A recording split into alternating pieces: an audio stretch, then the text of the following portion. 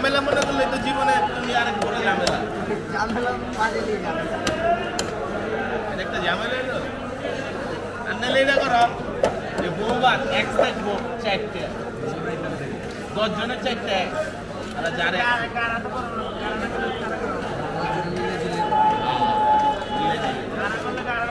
আবার অগ থাকবো আলাদা কন্ট্যাক্ট 10,000 এই কদিন থাকবে লগে 10,000 খাওয়া দাওয়া সব এক লাখের তিন। হ্যাঁ সব 1 লাখের তিন।